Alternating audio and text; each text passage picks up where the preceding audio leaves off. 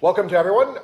My name is Gabriel Rosenberg. I'm an associate professor of gender, sexuality, and feminist studies, as well as the convener of our annual theme this year in GSF, Histories of the Transgender Present.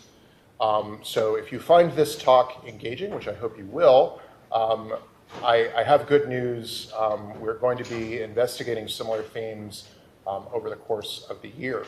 I might say just a little bit about that, that every year GSF does organize programming and intellectual inquiry around a unifying research theme. That includes not only an upper level advanced graduate and faculty seminar on the theme, the so-called 960, which we are doing. It also is the raison d'etre for the postdoc in the unit. So I'd like to take this opportunity to introduce Dr. Xavier Nunn, who is the postdoc in GSF this semester and is a historian of transfeminine subjects in Weimar and Third Reich Germany.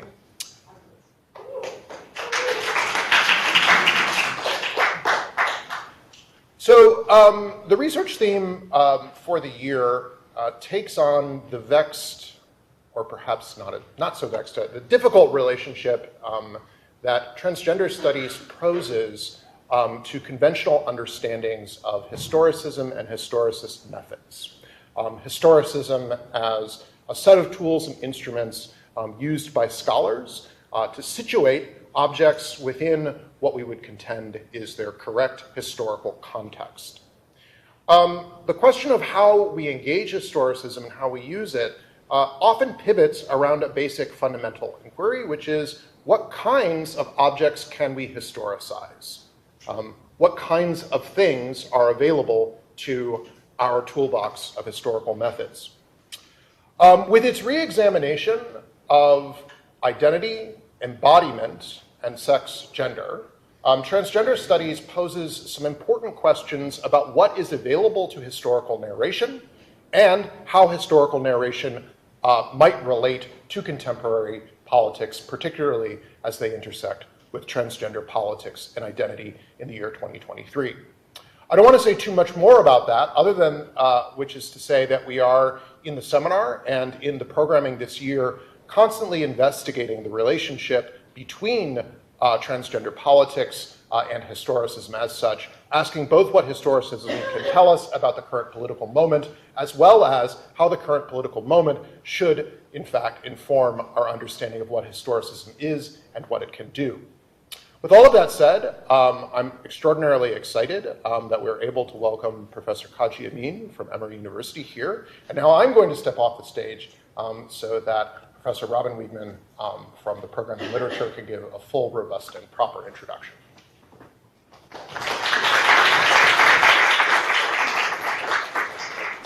Hi, everybody. It's great to see this turnout for this event. Thanks. I want to thank Gabe for inviting me to do this introduction for today's speaker, because it's truly an honor. If you read Professor Kaji Amin's CV, here are a few things you will learn. He is Associate Professor of Women's, Gender, and Sexuality Studies at Emory University, but spending this year on a fellowship at the Cornell Society for the Humanities. Get ready for winter. Prior to Emory, he taught at Stony Brook University and Columbia College in Chicago, and held a Mellon postdoctoral fellowship at the University of Pennsylvania's Humanities Forum, organized that year on the theme of sex. Cornell's theme this year is crossings. Prior to these appointments, he was a doctoral student here in Duke's Romance Studies Department, specializing in French, and a member of the Graduate Certificate in Feminist Studies before matriculating in 2009. I know many of you are part of that certificate program.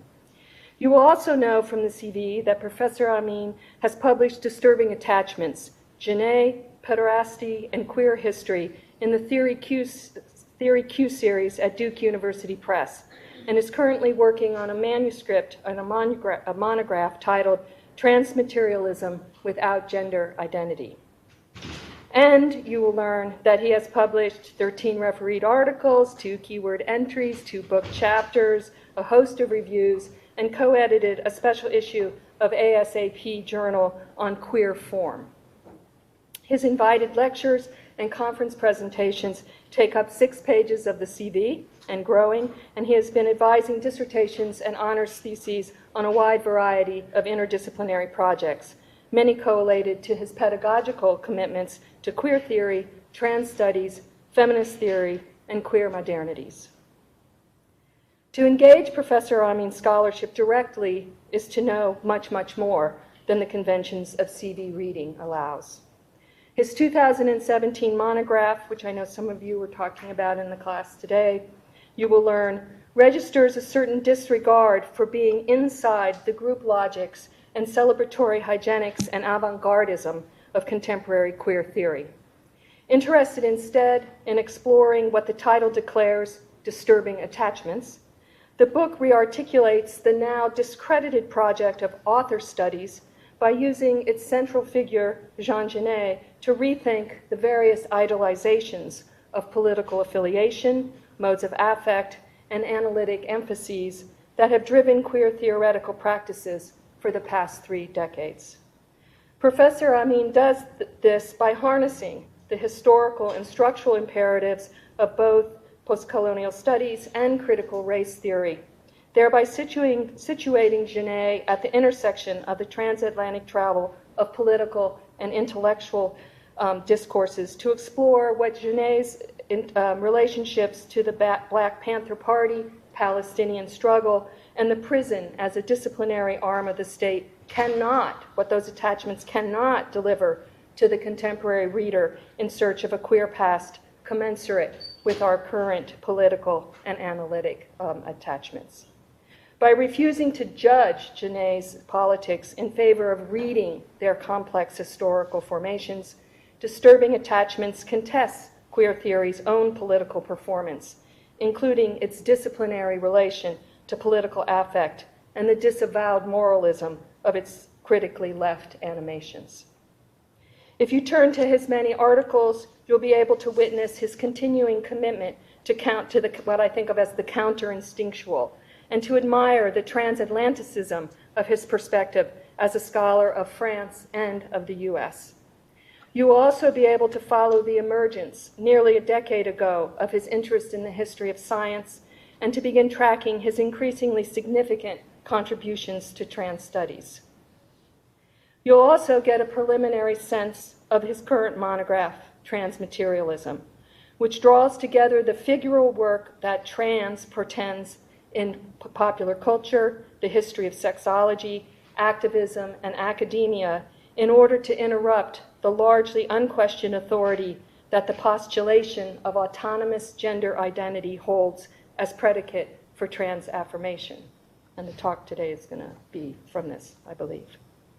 What you won't be able to know from any of the above is that Kaji, as student, critical thinker, collaborator, and interlocutor, has been in this room many times, including once when we sat with others to discuss the transnational turn in American studies as he began training himself before the end of his doctorate in his second major field of study, American studies. We also sat together with others in a room in the old Franklin Humanities Center on Irwin Road, which I don't think anybody here will remember, except for us, right? Each Wednesday for a year in 2008 and 2009, and we traveled to the World Social Forum in Brazil. Oh, Kathy will remember this, because you went with us as well, right? In our exploration then of the year-long seminar project on alternative political imaginaries, a theme that shifted toward a consideration of political imaginaries of the alternative, which one can see is a persistent theme in his scholarship. There are, of course, other stories to be told, including the one about how Kaji did not write the dissertation I tried to get him to write on French feminism. But he did let me convince him that the dissertation on Genet was a book, no matter what every university press editor initially said about the single author text. As he knows, I love to say that I was right about going forward with that project. I'm right too, I think, when I say that Kaji Amin has been a valued member in various degrees of proximity and collaboration of the intellectual community at Duke for over 2 decades. And while I share his cynicism for even the remotest hint of familial and domestic rhetorics, I'm going to proclaim his return to Duke today as a much anticipated queer homecoming. Please join me in welcoming him back to Duke, to GSF, and to the ever pink parlor.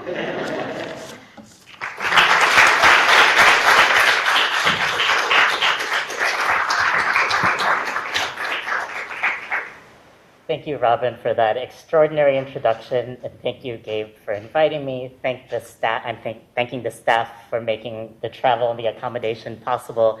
And I just want to follow up on what Robin said by saying that this truly does feel meaningful as a homecoming, and I couldn't imagine returning to Duke under better terms and for a better occasion. So this talk, I'm going to give you a kind of encapsulation of my book project in this talk. So it's going to move kind of fast across different time periods and try to show you where I'm going and what's tying it together. It's a work in progress, so I'm very interested in the feedback and in what the Q&A will bring and in further questions that you might have. I'm going to show some images, and I'm not going to say very much about them, so consider the images a kind of historical background to what I'm talking about. That's what I have to preface this with for you. So the respectability politics of gender identity, a history. Gender identity currently reigns hegemonic in the global north as the sole legitimate explanation for the existence of transgender people. Indeed, surpassing its role as an explanation, gender identity often functions in institutional and official communications as synonymous with transness itself. Beyond this overdetermined relation to transness, gender identity has overtaken social role, social hierarchy, and division of labor as the first definition most undergraduates would give of gender, period.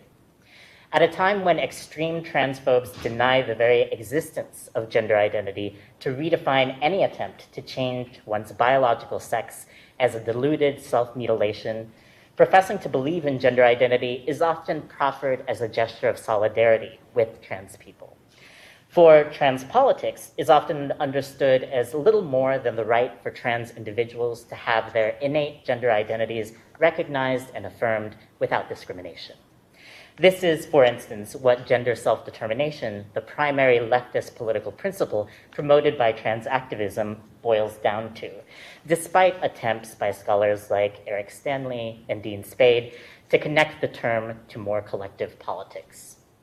How did gender identity attain such hegemony in the global north, and what alternate principles did it submerge in the process? This talk surveys the long history of gender identity, a concept that has been in development in the global north for over a century. It argues that gender identity developed as a form of respectability politics intended to distinguish privatized bourgeois trans subjects from disreputable public trans feminine populations. This legacy demands that we reckon with gender identity in order to forge new principles for trans being and politics. So first section, prostitution and the birth of gender sexual identity. The blueprint for current debates, and I'm treading here on Zav's territory, and I expanded this section actually knowing that you would be here. The blueprint for current debates in trans politics was set in 1920s Weimar Berlin, the scene of the world's first homosexual and transvestite emancipation movement. By 1919, Berlin was the home of an extensive homosexual culture, complete, and by the way, I'm going to use the historical terminology throughout this. So an extensive homosexual culture, complete with bars, political organizations, a periodical and print culture, lending libraries, and, of course, Magnus Hirschfeld's renowned Institute for Sexual Science.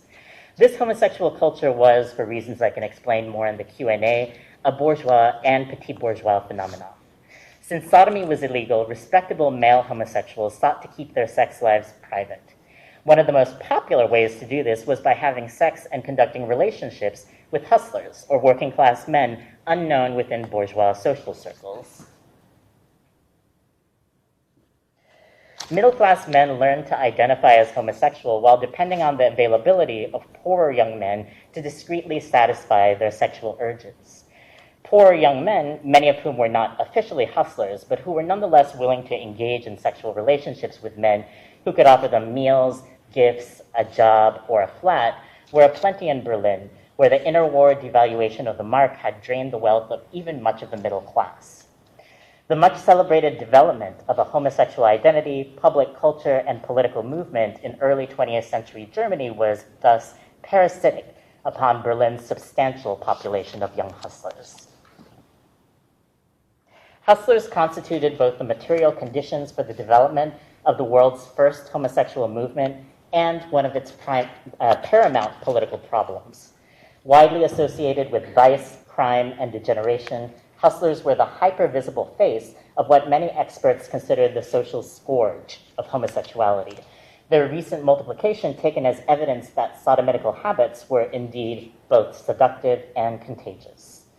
They embodied both attraction and threat to homosexual men, who risked being robbed each time they employed a hustler and who could be extorted out of even greater sums of money by threats of blackmail.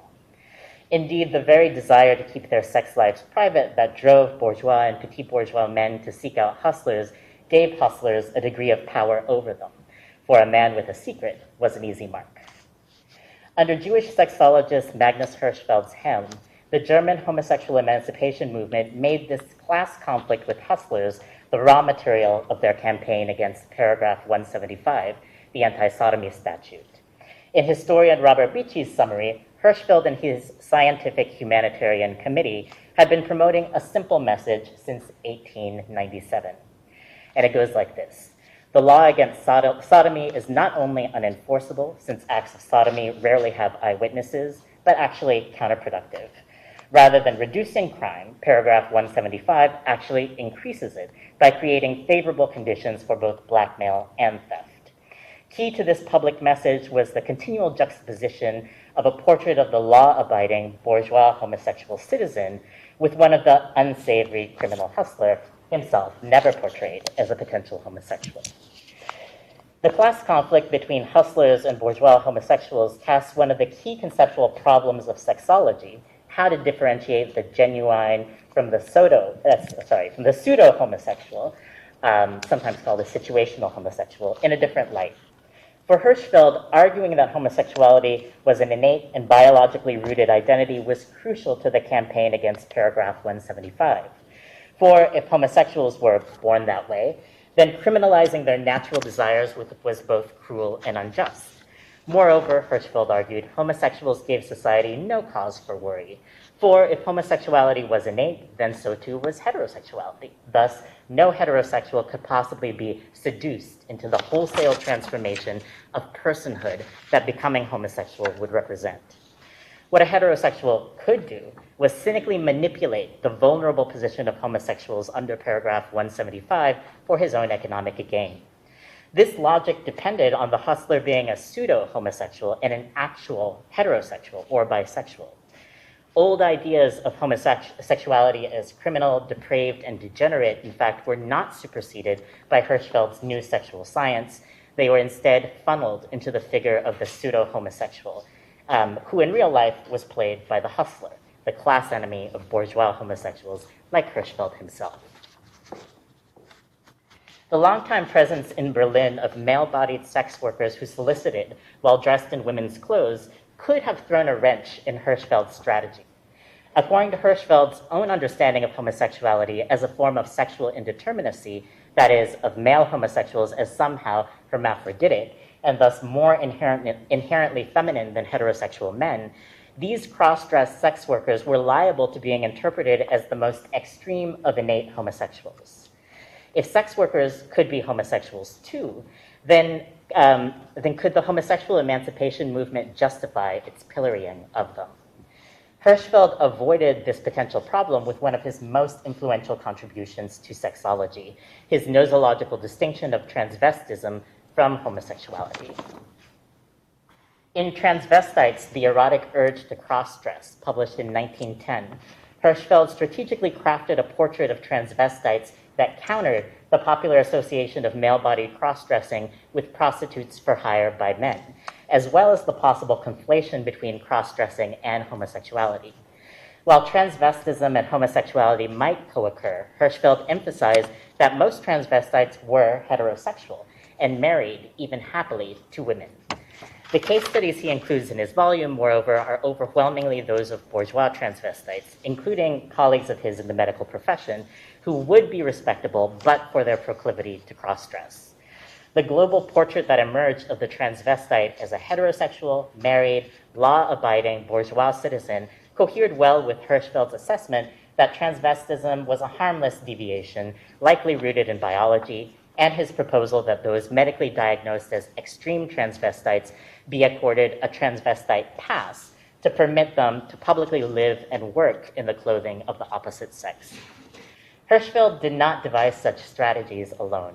His book on transvestism, as well as his rethinking of the category later to include within it those who desired to transform their sexed bodily features into those of the opposite sex, were, as community-based historian Leah Tigers points out, the products of a collaborative process with bourgeois transvestites themselves, who must have been eager to participate in forging a medicalized identity that deemed them not responsible for their deviance, gave them permission to cross-dress publicly, and eventually to undergo some of the first medical procedures intended to transform sex, and last but not least, differentiated them from low-class prostitutes. It was not only Hirschfeld and bourgeois transvestites' stress on respectability that differentiated them from prostitutes, however, it was the very basis of the diagnosis of transvestism itself on what Hirschfeld called the core of the sexual individuality, which I understand to be the precursor of both gender and sexual identity alike.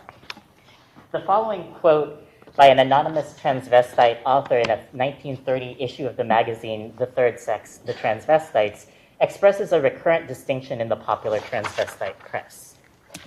There are, of course, many men and women who only cross-dress in order to commit crimes more easily. On the one hand, in various large cities, especially in Berlin, there are men who work in prostitution in women's clothing and who are wrongly referred to as transvestites. The large crowd of transvestites have nothing to do with these also transvestites and turn away with disgust and indignation from these people who make transvestism contemptible and ridiculous. The division this transvestite author draws, and this is one that I've seen multiple times, is not simply that between respectable and disreputable transvestites. It is more fundamentally that between true transvestites and, quote, those wrongly referred to as transvestites, a division implicitly based on core sexual subjectivity or lack thereof. Transvestite prostitutes, the original public cross-dressers in Berlin, had only the most precarious claim, it turns out, on the category of transvestism. For rather than being a free, private expression of their core sexual subjectivity, their manner of dress was a public and performative aspect of their profession. Recall that at the time, prostitution, like acting, was strongly associated with costume. Successful female prostitutes might dress in finery far above their social station, and male prostitutes often found that they made more money when they costumed themselves as soldiers or as sailors. The cross-dressing of prostitutes was therefore liable to be dismissed as a mere means to a sordidly monetary and likely criminal end. As sexologist Lothar Goldman put it, such transvestites, talking about prostitutes here, are actually not such, since such clothing corresponds not to psychological need, but to a business calculation. In Tigers' apt analysis, so much of the word transvestite was developed to distinguish such maligned dress wearers from the prostitute. This task required much pedagogical repetition, since it was prostitutes who had forged the public image of the feminine cross-dresser in Berlin that bourgeois transvestites were now attempting to usurp. It is crucial to note the ways in which, even as Hirschfeld and bourgeois transvestites distinguished transvestism from homosexuality, they did so by fitting transvestism into a blueprint originally fashioned for homosexuality. Like homosexuality, transvestism was understood as a biological drive, formative of personhood and subjectivity. Like homosexuality, transvestism could be divided into genuine or pseudo, As with homosexuality, genuine transvestism was identified with the law-abiding bourgeoisie, and pseudo-transvestism with an economic underclass of criminal prostitutes. Cross-dressed prostitutes did not materially threaten bourgeois transvestites the way that hustlers threatened the bourgeois homosexuals, for transvestites had little interest in hiring cross-dressed prostitutes for their services. But they did crucially threaten to sully the respectability to which transvestites were laying claim. These distinctions had material consequences. Hirschfeld and other sexologists were often called to testify as expert witnesses in court cases regarding sex crimes. They were often successful in mitigating the sentences of those they deemed to have acted on the basis of an innate sexual instinct, paradigmatically homosexual men on trial for sodomy. By refusing hustlers and cross-dressed prostitutes the defense of an innate personhood-defining sexual instinct, Hirschfeld would likely have abandoned them to maximum sentencing. At any rate, sexologists would not have accorded cross-dressed prostitutes the transvestite pass that would have permitted them to appear publicly in women's clothes, thus abandoning them to the constant danger of arrest for public indecency. Nor did Hirschfeld's team perform any sex-transforming procedures on prostitutes. At any rate, the fate of cross-dressed prostitutes would have paralleled that of hustlers had the Weimar Republic not fallen into disarray and the Nazis risen to power. In 1929, a reform committee appointed to review the status of sexual crimes voted to repeal paragraph 175, the anti-sodomy law, a massive win for the homosexual emancipation movement. That same day, the committee voted to approve paragraph 297, a new law that focused not on male homosexuality in general, but only on the forms it took that they deemed a threat to society. According to historian Laurie Marhofer, the new law outlawed sex between two men if one was under 21 and the other was not, if one party used the position of influence to pressure the other, or if one paid the other. Given the strong pederastic strains within German homosexual culture at the time, as well as the popular practice of bourgeois men having sex and relationships with working-class men and hustlers, in which prostitution and the exchange of gifts, favors, and jobs often blurred, the new law would actually have left the majority of male homosex under the shroud of illegality, if interpreted literally. More seriously, it would have actually extended the power of courts to prosecute criminal homosexual activity, since prosecution could focus on the details of the relationship. Was money exchanged? How old were the partners, right? Rather than the often unprovable issue of whether sex legally definable as sodomy had occurred. So for instance, mutual masturbation was not sodomy. Given that cross-dressed prostitutes were not regarded by medical science as transvestites, their cross-dressing in and of itself might even have been taken as evidence of solicitation.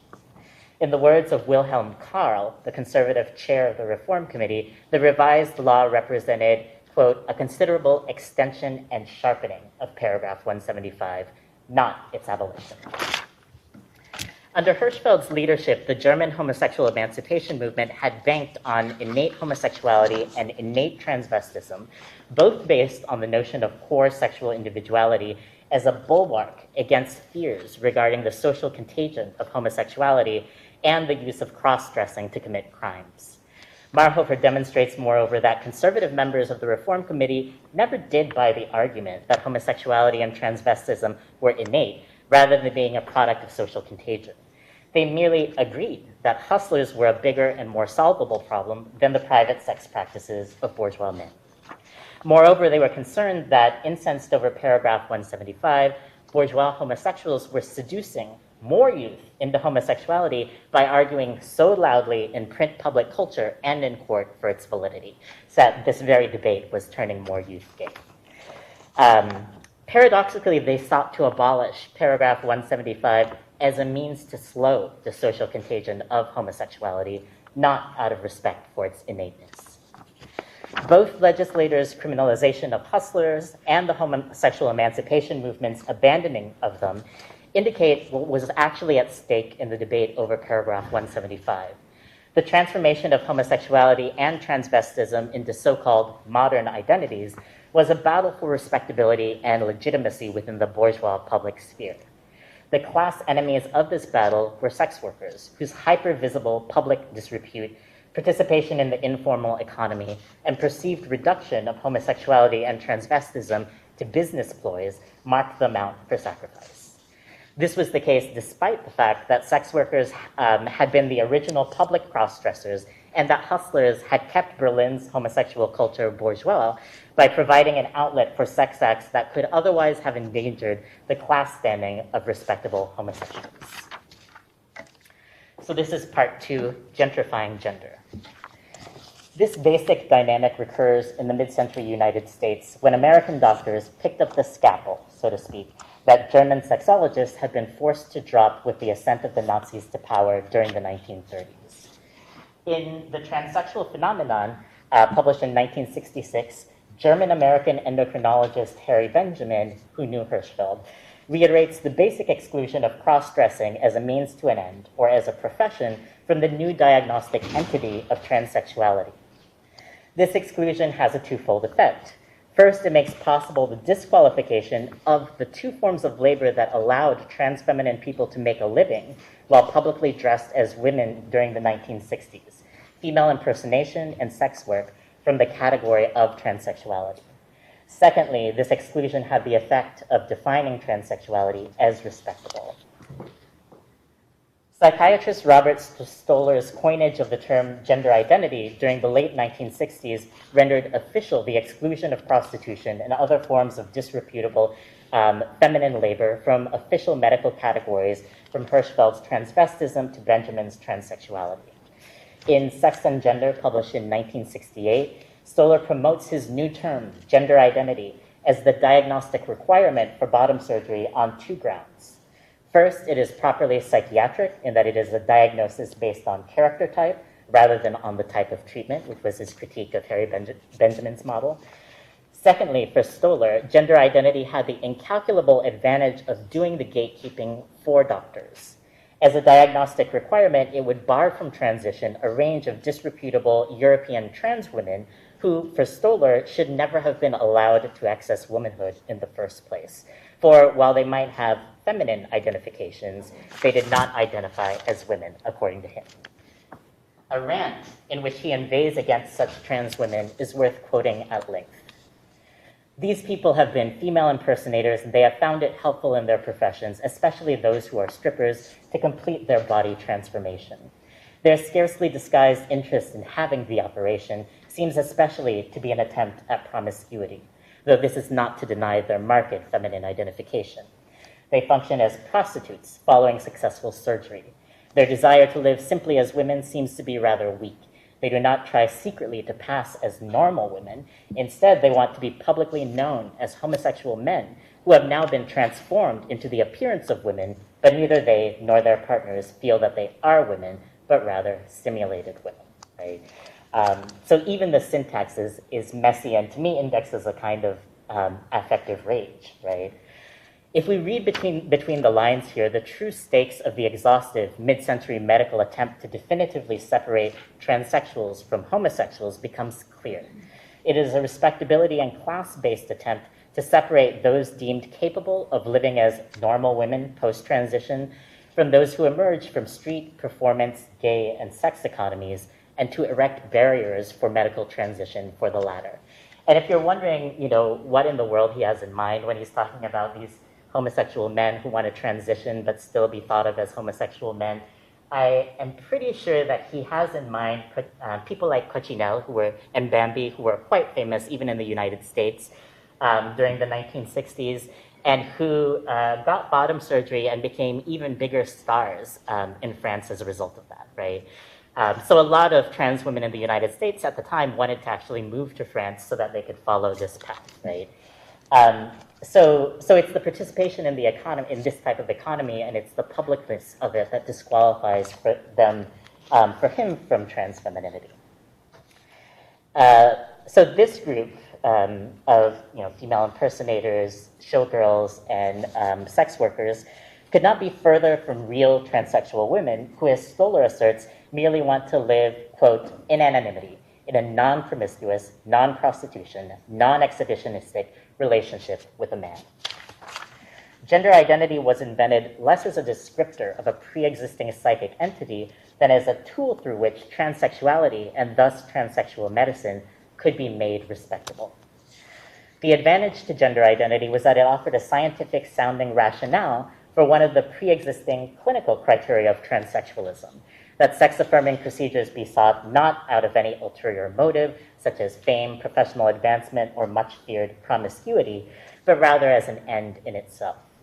By defining transsexualism as a project of the private self, period, not as a project of the self entangled in or constrained by labor, sexuality, or sociality, gender identity had the ingenious effect of defining transsexuality in a way that reserved it for free and unconstrained liberal subjects, capable of choosing transsexuality for reasons of private gender alone. This amounted to nothing less than a conceptual gentrification of gender. For during the mid-century, the possibility of choosing womanhood for reasons of private gender alone would have been an extraordinarily rare one for trans feminine people, given that under US anti-cross-dressing statutes, performing in bars and clubs as drag queens and female impersonators, and on the streets and in bedrooms as sex workers were some of the only ways to earn money while presenting as women, and that these positions provided the rare benefit of community with other trans feminine people. The ideal medical transsexual, by contrast, has suffered neither the loss of class status nor descent into the underworld, nor benefited from the trans feminine sisterhood that presenting publicly as a woman usually entailed. The invention of gender identity gentrified gender by erasing its material bases in class labor, performance work, public space, and collective self-making, and relocating it to the interior recesses of the individual mind, itself formed solely within nuclear familial domesticity. The goal of this conceptual gentrification of gender was to produce the transsexual as a thoroughly privatized and respectable subject who was, on that basis, guaranteed to disappear into the general population once granted gender-affirming medical care. 3. The material constraints of 1960s trans femininity. Yes. Contrary to the fantasies of doctors, however, trans sex workers were never actually the constitutive outside of gender identity, transitioning for monetary gain, whereas true transsexuals transition for no other reason than to embody their authentic gender identities. On a pragmatic level, reputable doctors throughout the 1960s thought it crucial to prevent any trans people who might bring negative publicity to the highly controversial new field of trans medicine from transitioning. These disreputable trans people could include, at individual doctors' discretion, not only sex workers, but also drug addicts, trans people of color who could not pass for white, trans people deemed unlikely to pass as non-trans women post-transition, and trans people who were insufficiently grateful and compliant to their doctors. There were exceptions. As Emmett Harson Drager has recently shown, the University of Minnesota Transsexual Research Center, which opened in 1966, regularly drew trans patients of color from nearby criminal and psychiatric detention centers and used them as experimental research subjects. Overall, however, the formal and informal exclusions of trans medicine operated baldly as a respectability politics intended to retain the bourgeois status of medicine as a project of physical and social rehabilitation. Conceptually, it was trans feminine sex and performance workers who Solar singles out for exclusion. They were made to bear the inadmissible truth that nobody, from the truest transsexual to the medical scare figure of the mentally disturbed, promiscuous homosexual pervert, sought transition for reasons of gender identity alone. The reason was simple. In the 1960s, others' perceptions of one's gender, sex, and race determined everything, from where one could work to whether one could safely appear in public in the daylight to how one would be treated by police, to whom one could date or marry. Some of the primary identities available to trans women of the 1960s included sissy, femme, female impersonator, transvestite, cross-dresser, queen, street queen, hair fairy, and transsexual, which was more commonly known as a sex change. None of these identities were pure expressions of an internal gendered essence. As Joanne Meyerowitz, Susan Stryker, and Esther Newton have all demonstrated, rigid material constraints dictated who could be what. These constraints included anti-cross-dressing laws, barriers to employment for Black people, effeminate men, butch women, and anyone known to have transitioned, an inability to change the sex on one's state ID cards without the intercession of experts such as Benjamin, and the gatekeeping practices of trans medicine itself.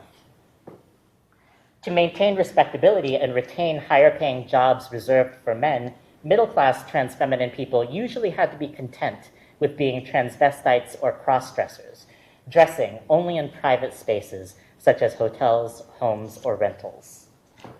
Another option was to earn a living as a professional female impersonator or drag queen, and I'm going to come back to Alicia Brevard Crenshaw later.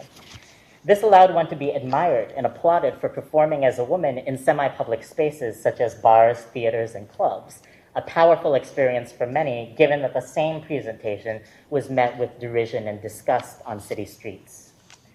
Work as a female impersonator or drag queen also provided a ready-made community of other trans feminine people, as well as a modest income, which could be supplemented, if necessary, with sex work. Not everybody could be a female impersonator, however. A female impersonator had to be either talented and charismatic or beautiful and young. And Black and Latinx queens often encountered discrimination or had to play to racial stereotypes in majority white bars and clubs. Moreover, though they were idolized within the gay community, female impersonators remained flowers of the night. U.S. anti-cross-dressing laws meant that female impersonators were required to enter and exit bars and clubs in male attire. In the daytime, they could either remain locked in their homes while dressed as women, or walk about in public as drab and often strange-looking men. They often had their eyebrows shaved, for instance. To do otherwise was to risk arrest and job loss. Trans feminine people who were too visibly feminine to keep normal jobs, but lacked the beauty, talent, work discipline, or appropriate cultural references to work as female impersonators usually lived entirely within the underground economy, making a living from a combination of mutual aid and sex work, petty theft, and/or drug deals.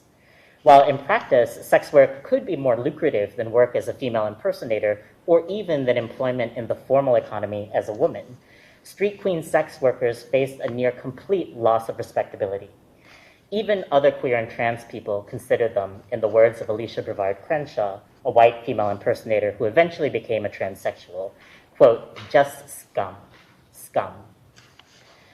Street queens also faced repeated arrests, police violence, and the ever-present threat of violence by clients and passerbys. A smaller number of trans women were lucky. A few, like one white trans woman whom Lou Sullivan encountered in 1960s New York City, could pass and secure work as women even without medical help. Or, like working-class Nuyorican trans woman Sonia Martinez, they were beautiful and feminine enough to always be able to find men, in her case, Black and Latino men, willing to provide for them in the context of conventional heterosexual domestic partnerships, even without bottom surgery. This field of possibilities transformed in the late 1960s when, with a reference from Harry Benjamin, bottom surgery and the change of one's legal sex marker became a concrete possibility without leaving the United States. Around this time, becoming a complete woman became the aspiration of many trans feminine female impersonators, sex workers, and cross-dressers. It would be naive, however, to think that at this time it was possible for a trans woman to choose to get bottom surgery for the sole purpose of aligning her body with her gender identity. Bottom surgery was simply too overdetermined with social meaning and material consequence. In oral histories in which trans women remember the 1960s, bottom surgery is narrated as part of a dream of going legit. That is, either getting married to a male provider or securing women's work in the formal economy. In her oral history, Crenshaw admits that getting bottom surgery was part of this whole Cinderella complex. To me, the main thing was that you could come out of this legally whole and able to get on with your life, which to me was like being Mrs. Jones down the street. Actually, in my case, being Mrs. Doyle. Her fiance was named Hank Doyle. I would be perfectly happy with a little tract house and kids, all of that. Aside from making her into a normal suburban housewife, bottom surgery was also intended to stave off what seemed truly unthinkable to a middle-class white trans woman like herself. I was afraid of life in the daylight, afraid of being made as a freak, so I didn't have the option of stopping without completion. she says. This does not mean, however, that trans women's desires for bottom surgery during the 1960s should simply be critiqued as bourgeois desires for heteronormativity and transnormativity. Getting bottom surgery under the supervision of someone like Benjamin was one of the only ways of changing the sex marker on one's state ID. For trans women who did not consistently pass or who were afraid of being outed and losing their jobs, having official female ID cards and fleshy female genitalia were the only way to avoid job loss and to dissuade police from arresting them on charges of cross-dressing.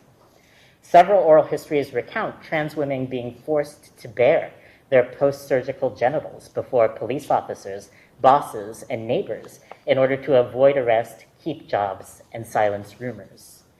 Crenshaw recounts with disapproval the story of one trans woman, Louise, who she says was built like a football player and most certainly did not pass. When a neighbor accused her of being a man, she reportedly tackled him to the ground, lifted her skirt, and shoved her pussy into his face.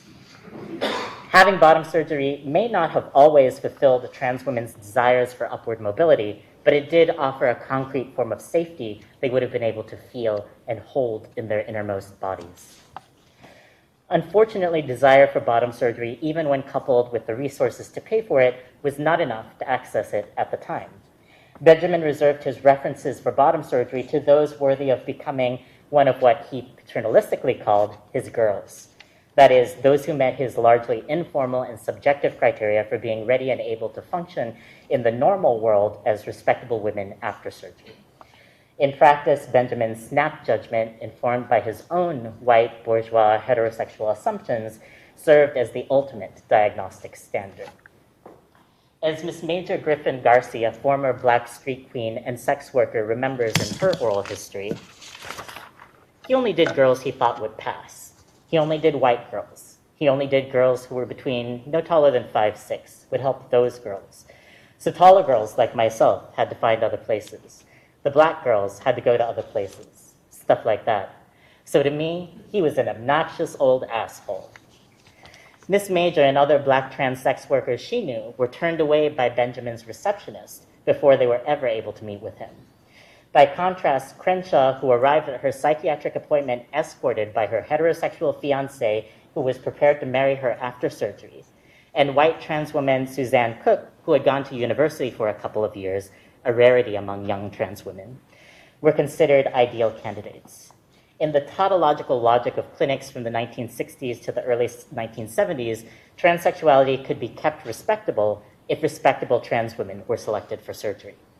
Meanwhile, a host of pressing circumstances meant that not just transsexuality, but every trans feminine identity was as much or more a product of material circumstance, constrained by everything from beauty and talent to race and class as an expression of gendered interiority.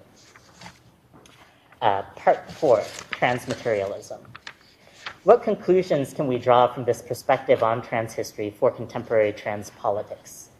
The conventional liberal conclusion would be that the material constraints that pressed upon trans women in the 1960s were an injustice, and that happily today trans and gender nonconforming people in the US are much freer to express their authentic gender identities. However, the segregation of life chances by sex, gender, presentation, and race is not a mere relic of the pre-Stonewall, pre-civil rights era. As Miss Major comments, for my girls, it's as if Stonewall never happened because it didn't change anything for us.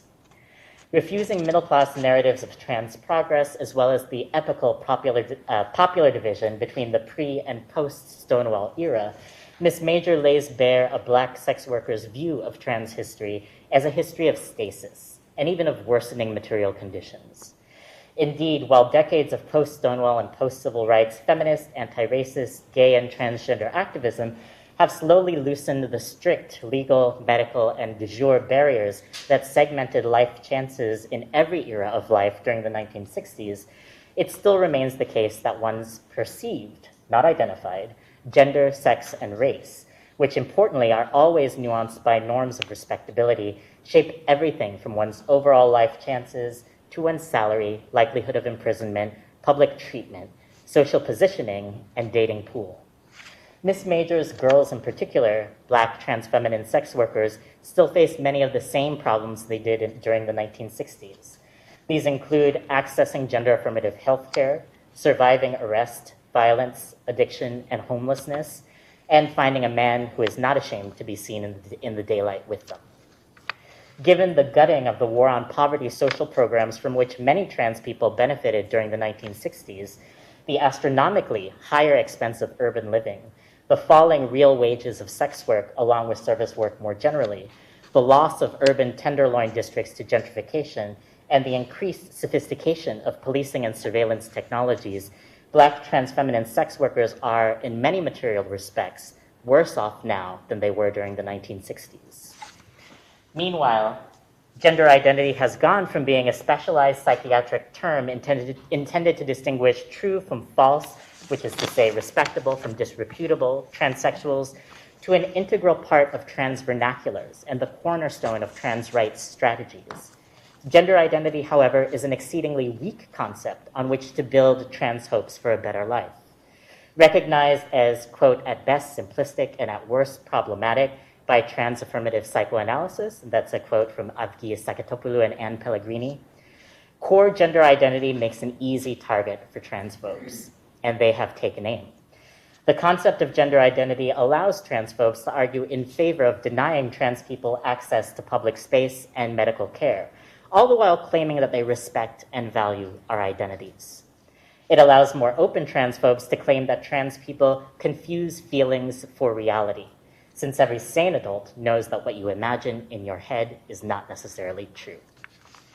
The more serious problem is that even if gender identity were universally accepted, it would remain an anemic and even counterproductive principle for trans politics.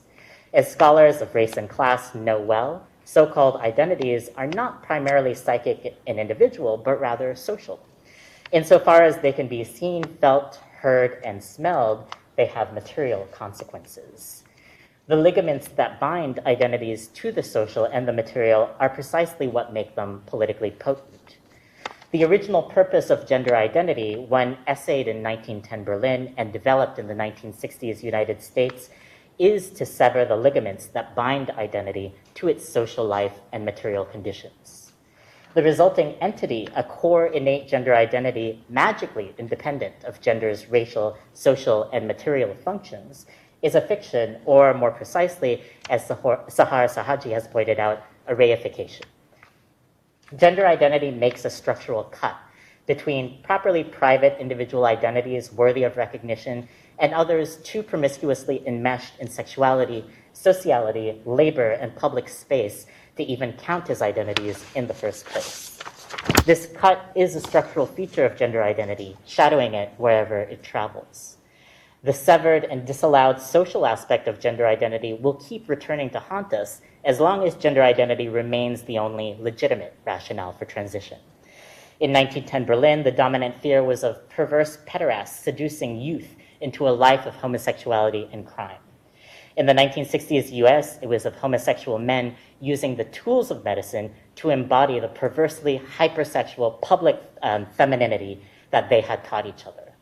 Today, it is of the vulnerable, porous child becoming infected with a purely mimetic transness through the internet or from their friends at school. For over a century, Western movements for sexual and gender minorities have been banking on the same strategy: double down on the thesis of innate gender and sexual identity in order to diffuse fears of social contagion. Both the history of respectability, race, and class-based exclusions wrought by gender sexual identity and the fact that fears of social contagion have kept returning, and with such vehemence, should clue us in to the fact that this is a strategy that will not work, or rather one that will work only on the backs of those too improper to own a privatized gender identity. Those who fear social contagion will fear social contagion, for what they want is a world in which trans people are kept to a bare minimum. Gender identity excels at what it was designed to do, that is, to be a gatekeeping concept whose function is to gentrify transness. Thanks in no small part to its enthusiastic vernacularization and moralization by trans and non-binary people themselves, it is succeeding, and it will gentrify trans politics too, if we let it. Sylvia Rivera, whose claims on identity have been various, contradictory, and shifting, once said, "I don't want to be a woman. I like pretending," giving voice to what must have been a common sentiment among street queens of color. After all, during the 1960s, wanting to be a woman meant wanting a vagina, leaving legions of street queens and female impersonators in what today may seem like the bemusing position of being not women in love with pretending to be women. For money, I might add. This lack of a claim on gender identity had no bearing on Sylvia's politics, which were not a bourgeois politics of gender identity, but rather a street queen politics of transmaterialism. For, politically speaking, the only thing that identities need is recognition. The needs of trans feminine sex workers, on the other hand, are material. They include economic justice, housing, comprehensive medical care, including HIV and transition-related care, and an end to prisons and policing. They need this, moreover, without bureaucratic hurdles designed to humiliate the poor and to exclude the undisciplined, and without demanding respectability from them in return, which is the historical bargain that medicine as well as social service programs have made. Such needs lay the groundwork for a more just world for all of us, not only for those of us who can claim respectability, moral innocence, and private identity. It is time we divested from political strategies as old and dusty as the homosexual emancipation movement, stopped ceding the material to transphobes, and built a robust politics of transmaterialism in the name of the often nameless sex workers who were the historical originators of trans and gay culture alike. Thank you.